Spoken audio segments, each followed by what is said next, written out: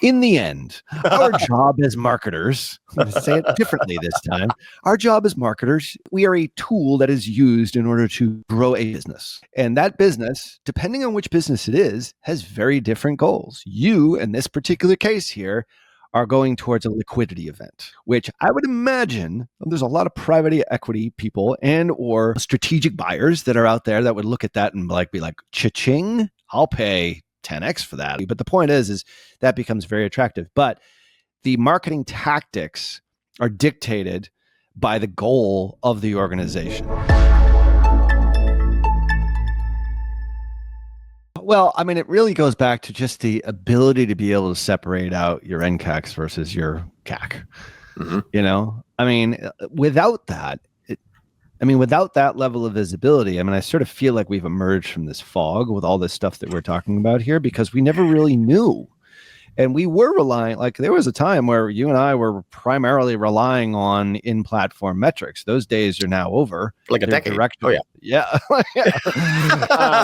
Wasn't a time. That was like 90% of our digital marketing life. Yeah, I think back and ROAS was everything. I was going back through some of my presentations from like Traffic and Conversion Summit, like 2016. It's like everything is ROAS. And then like even like in 2019, of course they didn't have it in 2020, but anyway, like ROAS related, like everyone's talking about ROAS. Or I remember the shift from ROI to ROAS. Remember that? Yeah. Like that was like a big shift. Like, oh, return on ad spend. Oh my God. Yeah. Well, to the untrained eye, this seems simple, right? But in actuality, it's actually it's complex because you need to be able to have like that sheet, like the ad flow funnel sheet is like, why wouldn't you have a master sheet on how your media is performing? But so many businesses don't have that, and they are continuously looking in platform and they're wondering why they're not growing. I mean, we must talk to 10 customers a week that's their issue. I mean, so every single customer I talk to, it's the same. It's the same exact thing. It's, I add in ad spend. I can't scale. I mean, imagine if everybody could scale, we would be out of a job. I guess. No one has figured out like the secret sauce to scale. We figured out an amazing way. It's not the only way, but we figured out an amazing way and proving it with the measurement. Now, there's so much more that this document can actually shed light on. And unless you had like gross profit in there, like a bunch of the other sorts of things, like I know we want to get to questions here, but like the metrics are actually the biggest part. And obviously, if you don't know any of these metrics or any of these, you can get that over at tier11.org/MPI. I'll put that in the little thingamajiggy that we've got scrolling on the bottom of the screen there, because this is super important. You have numbers here, and you have MER numbers. You have your ENCAC number, you have your RCAC number, just for the sake of argument here. But like that comes from actual math of understanding the business. And it seemed like your cost of goods sold was like 30%, something like that in that range. So you did basically 40. Just did the did the math backwards. Like, how did you actually arrive at those numbers? Does this sheet fully delineate that, or is something different? No, the COGS plus fees rate is actually like probably within 3%, only because we have like a flagship product that is a Pareto rule. So it's kind of like 80% of our sales are on one product, and then the other 9 products make up the other 20%. So got it. Okay. So that's why we're like, okay, if it's like 39.99 or 39.98, or like 40% is fine. But and so there is that profitability built in. That's how we reverse engineered what we're able to get down to in terms of a MER and MER-less subs, and also what our ENCAC target is. Our ENCAC is actually here as an example. If we look at this just for fun, and we have, let's say we have 11,000 subscribers. So those 11,000 subscribers with an AOV of 76 as an example. So we have, I'll just do this. If I have one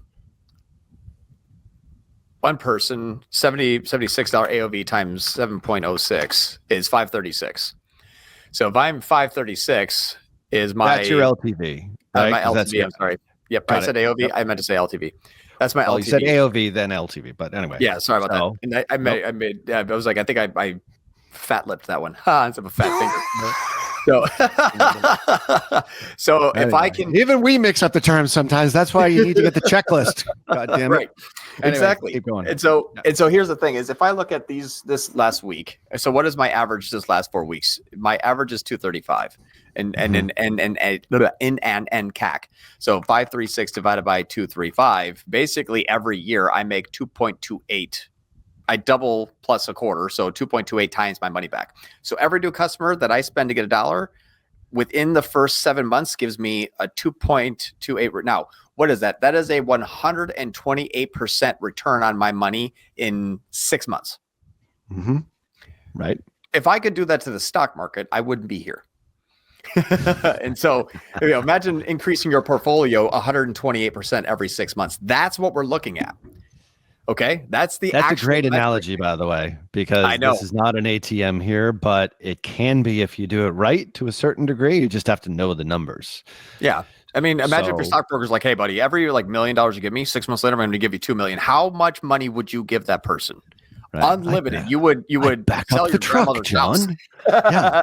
Right. So, but that, if you look at the metrics that way, I'm backing up the truck. If I'm looking at CPA, I'm backing down the spend. Who wins?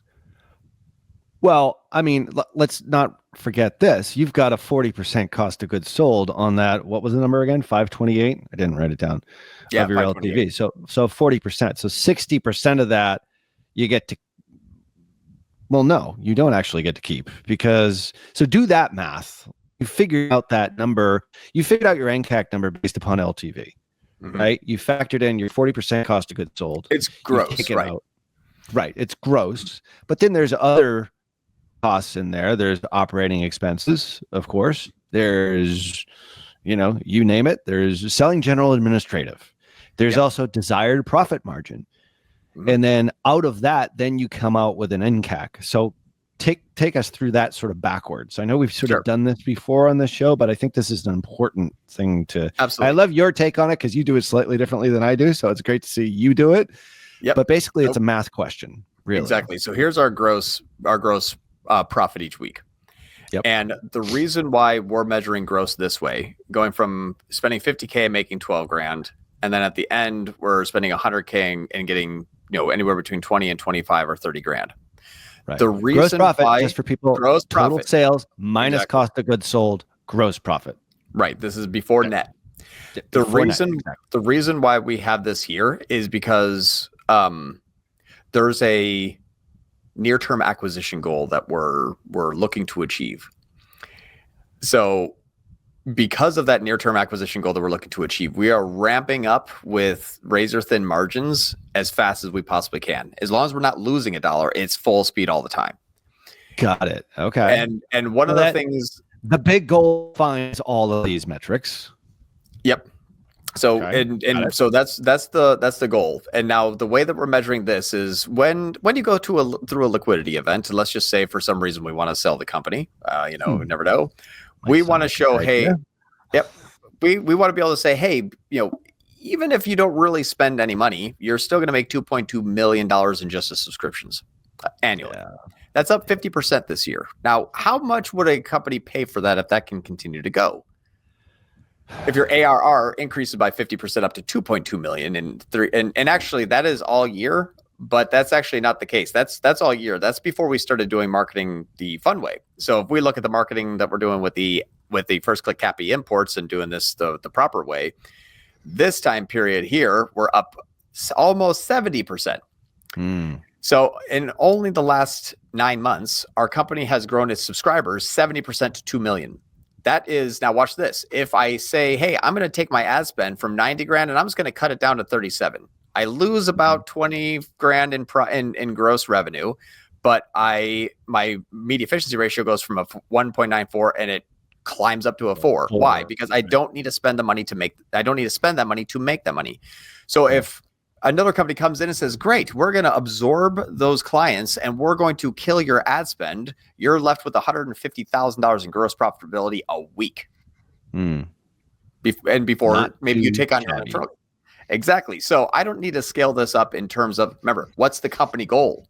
John, it's Yes. not performing well. What's the company goal? I need to scale this thing to the freaking moon and sell it as fast as I can for the most amount of money as possible. Good. Don't make $1. Every dollar you make, throw it right back into ad spend. Just make sure you're not losing that dollar. You're absolutely making my point here. Exactly. Because it starts with the goal. Where do you want to go with this? And Mhm. all you're doing is you're using marketing in order to achieve a business objective. At the end of the day, I love when everybody says that. I say it way too often. In the end, our job as marketers, I'm going to say it differently this time. Our job as marketers, we are a tool that is used in order to grow a business. Correct. And that business, depending on which business it is, has very different goals. You, in this particular case here, are going towards a liquidity event. Bingo. Which I would imagine there's a lot of private equity people and or strategic buyers that are out there that would look at that and be like, cha-ching, I'll pay 10x for that. I'll pay 20. I don't even know. I don't even know what the valuation of this model would be. But the point is that becomes very attractive. But the marketing tactics are dictated by the goal of the organization. Right. For some people, it might be, hey, I just want to grow 25% a year. I just want to grow. Like, that's all I want to do. I want to make more money. I want to influence more people. I want to get my word out that, whatever it is, whatever my mission is as a business, that's a very different goal. You know what's funny is like you said, hey, like I just need to grow. Maybe you just need to become more profitable. And sorry, I shared screen. You know what's interesting here is you can see here, even in a 17 week to 25th week, as an example, just going for, so that's it's 1, 2, 3, 4, 5, 6, 7, 8. So 8 weeks. Okay. This, as an example, went from 112K in spend down to 37. Our gross profit went from 8K to $62,000 a week. Wow. Because you don't need to spend that money to make that money. That money is going to come to you no matter what. So people are like, well, I bid on brand. It's like, this is when you don't bid on brand. Yeah. It's very, very, very simplistic. If I stop, and actually I have one branded campaign, it's $100 a day. That's total. That's the entire Google Ads account in this whole company. Great. You don't need to. You don't need to. I'm curious why you did that, though. Why did you go from 112 down to 37? That's total ad spend on all platforms, correct? Yeah, well, it wasn't really. I'm just using an extreme use case. It was actually just from this 1 week period to this other week period, and then we brought it back up in 2 weeks later. So I'm using time frame. We just basically kind of we had to reconstruct our campaigns. Oh, okay. Got it. We had too many campaigns. We paused a whole bunch. We consolidated down, and then we kept going again. So we learned through Andromeda, too many campaigns equals death. So yeah. Right. Yeah. So that's just as an example of a restructuring. But let me show one more thing, and then I know we'll get to some questions. I believe this is probably what we're doing here today is the reason why my brain asks weird questions. Like, I'm like, well, the ROAS is bad. I'm like, I don't care. Like, well, why does John say that right here? This is the reason. So I want to go through one more reason. Yeah. This here, if you look at our Amazon revenue right here. So this is all of our Amazon revenue. Now, this is where I'm probably going to get some death threats from a lot of Amazon agencies, and I don't care because I'm coming to expose all of you bad Amazon agencies. Not the good ones, we talked about these. Just the bad ones. Come on. I know. Yeah. That's why I said bad. I'm saying bad. Not all, and then not all of them are bad, but I met a lot of bad ones. We just fired one last week. So this is my pet peeve that people are like, John, you're wrong until I fire them. So yes, it makes sense. Amazon ads are simple. Anyway, go ahead. Sorry. Well, so check this out. We were spending $3,000 to $4,000 a week. Okay. So I'm going to do an average of 4 week. An average 4 week period here. We're spending $3,600. Let's write that down. 3,600. So if I do this here and I'm going to not LinkedIn, whatever it is. Anyway, perfect. 3,600 in spend. I'm making 42K in revenue. Yep. Okay. So this is right here on average. So that's my average 47K. So let's make that 47. Okay. Now let's look at this spend level here. My spend is about 50K a week. Cool. Now let's go to a time period where we're spending a lot more, which is now into the 100K a week. I'm still spending this time. This is the same time period as we just looked at, and that is an average of 38. So it went up. I'm just using round numbers. So 3,800. So I added $200 more. Okay. and my weekly revenue is averaging 72. So I went from, I'm so good at Amazon ads that you could put $200 more in spend and make $30,000 more average per week. Thank you, Meta and Google, Meta primarily. Okay. And so we said, wait a minute, that doesn't seem right, everybody. How the hell are we spending the same amount of money? And it's a parlor trick. 60 grand to 70 grand to 80 grand. Whoa. Like it has nothing to do with, going from 100 to 112K. That must not be anything. It's honestly. And so we said, you know what if we actually just reduce that in this figure here? You can't see it on the screen, but it says negative 84%. So we said, hey, we're going to take our spend here and we're going to go from, watch this. Here's our average the 2 weeks before, 4 grand in spend, average 1,000, 75% reduction in spend. What happened to our revenue? Our revenue went from 77 to 73. It actually had nothing really to do with it because what we then ended up doing says, hey, what if we actually start bidding on cold traffic only?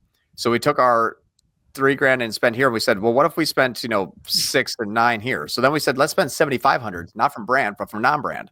So 7,500 then produced an average of $92,000 per week in Amazon revenue. So now with this last, little go ahead that we'll look at is average of 7,495. So we have 7,500, we'll just call that. And then we're getting now a 92. Okay. So 92. So basically what we saw is, okay, if we're spending 36 and getting 47 and then going to 38 and getting 72, this obviously doesn't mean anything. So we stopped spending on that and basically saw a, 0 and 71,000. Cool. Whatever. That's all brand. 36 and 38, I assume. All of this is brand right here. Yep. Right. Brand on Amazon, just so doesn't for matter. Those of you following along. Yeah. Actually, it was 80% brand, 20% non-brand, but 20% of the spend was making 80% of the sales because it was, non-brand. So we said, what if we just took that $40,000 a week in spend and crank it up to $7,500 a week in non-brand, and then went from the 71,000 up to 92,000. We added $20,000 more in revenue by taking our 4K and turning it into 7K, but also going from branded ad spend to non-branded ad spend. Interesting. So that's what's interesting is we figured this all out with a freaking spreadsheet. Yeah. It's actually this simplistic. You can see here there is zero attribution. What ad did it? Yes. What campaign? Well, what ad set? Yes. People learn about a brand over days, weeks, and months. They do not. There's no time period in the history of the world now today with anything over like $100 where it's like, I got a new product. You're like, I'm buying now. I didn't even watch the video. Yeah, that doesn't happen. So even with this, it's like a 30-day sales cycle, I believe, with this product. It's 21 days. Yeah. 21 days. Okay. Got it. Well, because it's not, it's a dog immune pill. Yeah. We're not 21 days of deliberation and or content in the news feed or something. And then finally I'm like, screw it. I'll just go over to Amazon and buy it. Yeah. Yeah. Now it's like, what's funny is on average, like 21 days, we do see about day 10, we get like the bulk majority. And then like 60 to 70% of our conversions happen by day 10. Then day like 11 through day 30, it's like another 20 or 30 people. So it's probably shorter than that technically, but we're just using data that we have, which is kind of shitty data because it's in platform, of course. But maybe about a 7 to 14 day sales cycle. So that hurt my ears, what you just did there, by the way. Sorry.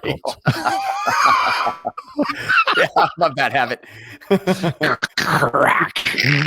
Yeah, I'm like the Kraken. Oh, dude, that's amazing. You know what's really cool is, and I know we got to get questions here, but it's like you figured out like the non-brand stuff it's creating a tremendous return, and you sort of capped it at like that $9 grand and 92K. I was in the spreadsheet, and now there's a lot of brand in there. Sorry. There's a lot of brands still in there. Okay. Right. So yeah, those people are still Googling or still searching us on Amazon, still buying our products. But now we're adding an additional ad spend. For example, if we spend 0, we make 70. If we spend 9,000, we make 100. So we're basically getting a 3x non-brand, which is fairly close to our 2 to 3 MERV that we typically see. It's still the same metric. Right. And then of course, Amazon takes their cut. In this particular case, it's what, 18%, 20%. So you got to actually 14% is fairly small. Oh, 14. That's actually great. They do it off of shelf space. Well, so if you take up a little spot, they charge you less. Yeah, makes sense.